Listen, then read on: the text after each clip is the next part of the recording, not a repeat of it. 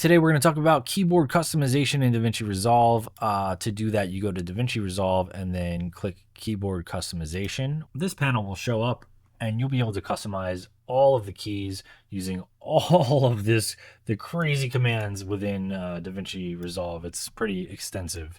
Now I'm going to tell you about the keys that I use as a professional editor based off of several years of trying to edit projects. I used to be a very avid gamer, and if you are the same, then you know that you are very comfortable in the ASDF settings with your left hand. I've learned to use my left hand on keyboard and right hand on mouse together from playing tons of video games and stuff over the years, right? All of my presets, in whether this is DaVinci Resolve or Premiere Pro, I basically keep the majority of my presets to this set of keys right here, and basically like this kind of step right here. So that's all I'm going to basically go over with you guys. I'll show you what each of my keys do and what the settings are and how they're different from the default in just a second. But basically, to show you how I edit so quickly, right? Maybe I'm scrolling on the timeline. I want to cut here. I switch to that tool. I cut there. Maybe I want to cut here. Okay, maybe this clip I know that I don't want any of this, but right here is where I want it to start. Boom, I could just rip that away. Maybe I don't want this. I want all this stuff to connect back together. Boom, that way I don't need the end of this. That's gone. And essentially, that's how fast I edit. I'll make a cut here, move this over to here. Maybe I want to only select everything past here. That's great. Move that over here, create some room. Now I want to drop this over to here and select everything here over to here and move it to that side. Essentially, this is how I'm able to edit so fast. Make a cut, delete this, ripple that, delete that, but push this over here. You know, it's blazingly fast, and that's why I love this setup. So here's what it is. Okay, so I'll start with the base keys over here. I actually don't even mess with G. It's really just these four. What I like to do for these is pretty much set them to move around the timeline very quickly, right? So A is going to be my zoom out. S is going to be my zoom in. Now, to be able to change these and customize these keys, you could do it for either the entire application or specific areas of DaVinci. So like if I really only wanted to change the hotkeys on the edit timeline page, I would just click it here. I like this to be zoom in and out no matter where I'm at, whether it's in Fairlight or Fusion. I always want this to be zooming in and out. That's why I have it on the application section, so it does it through the whole application. But if you just want these to apply to only the edit timeline, you can just change the key here and leave the default however you want it.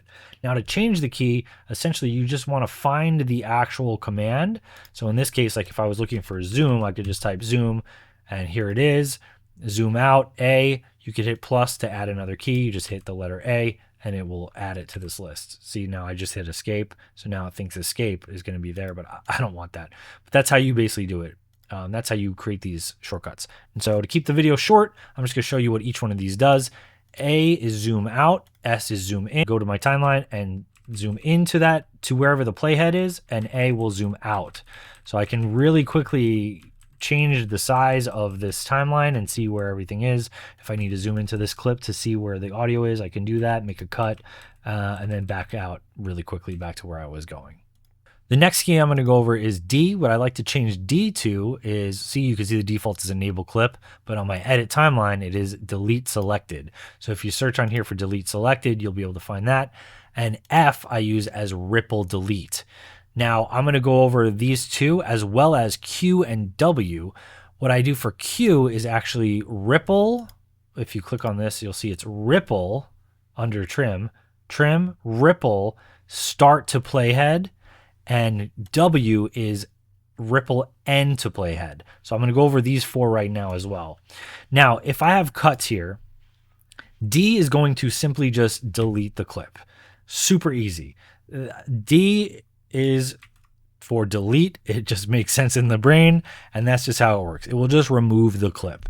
Now, a lot of times you'll end up with this gap here when you're deleting things, and most times you really don't want that when you're editing. You want everything to just auto slide over. So in that case, I'll use F, which is the ripple delete function. What that does is it's the same as D, except it also pulls all the clips to the right of the playhead to the point of deletion. So when I hit F, boom, everything slides right over.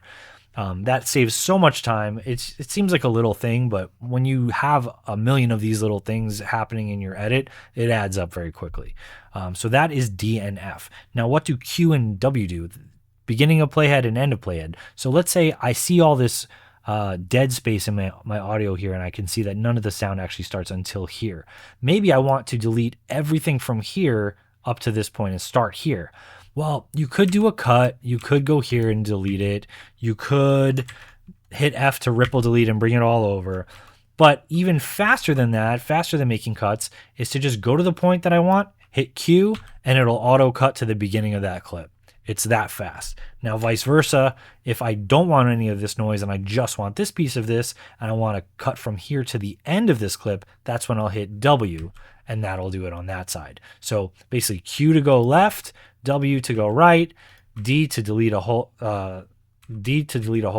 clip, or in this case the whole timeline if I'm selecting it, and F to ripple delete. And that's how you can get some super fast deletions going on in your clips here.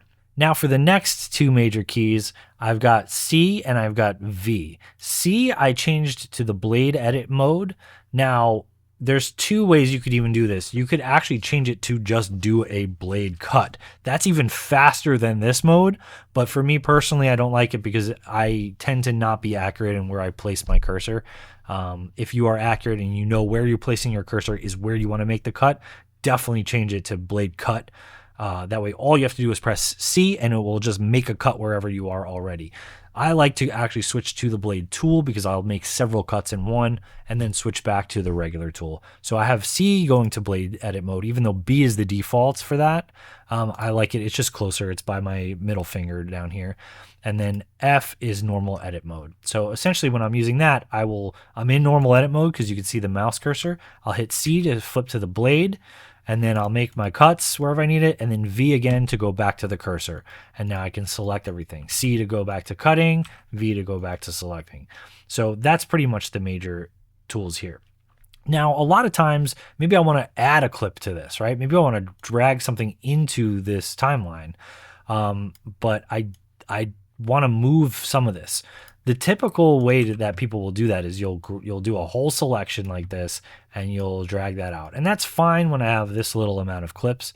But if I have an entire timeline of stuff that goes all the way out here, I don't want to be dragging things and missing, the top tracks or bottom tracks. It's just too much of a risk to move things or not move things that need to be moved. So what I'll do instead is I have made Z my select clips forward on all tracks. What that will do is when you press Z, the playhead and anything forward automatically gets selected. So if I'm here, all of those get selected. If the playhead is here and I hit Z, only those get selected. If the playhead is here and I hit Z, all those get selected. If I'm here, everything gets selected. So essentially the playhead and forward will automatically get selected. So that makes it way easier to basically grab everything like from here to the right and move it all over and then drag my new clip in, and then I can drag all this stuff back. And it makes things so much easier. And that's really it. These are all of the keys that I use pretty much all the time to make my edits blazingly fast. Now, spacebar is pause and start playback, so I'm constantly using my thumb to press this to play. I did set E and R to two different things as well. E being fast reverse and R being fast forward. And what that allows me to do is actually hit R to start going fast. You can hit R multiple times to speed it up and speed it up even further. Same thing going backwards. E is like a slow reverse. E again is a nice faster reverse, faster and faster and faster as you press it. It's just a quick way to get through the timeline to get to places that you might, need to check out, and then you can hit the space bar to pause or continue going on from there. And that's pretty much it, guys. It's really easy. Now, one awesome thing about keyboard customization is that you can take this setup that you have here and you can actually click the three dots here and export your preset, and it'll save that as a text file, and you can bring that in if you're using a different computer and you don't have your hotkeys all set up. You can bring your customized keys into DaVinci Resolve. As you can see, mine is named Frame 1. And as a bonus for watching this video, in the description below, I'm actually going to include the text file for this. So you do not have to go in and pre-program all of this stuff as I have just done. You just have to click the 3 dots, hit import preset, find it on your hard drive, and then just input the Frame 1 keyboard customization keys, and you'll instantly have access to the speed that I have here. Now, it may take you a couple weeks to get used to this if you haven't done it before, but once you get used to this, it will be impossible to go back. I promise you. I can barely edit on a normal machine anymore if I don't have this. I'm so slow, but if I have my keys, I will blaze through an edit faster than anyone else in the room.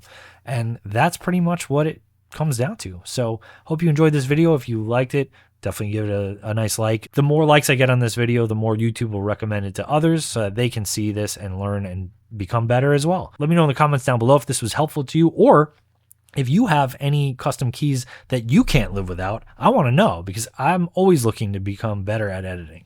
So definitely do that, and I'll see you on the next one.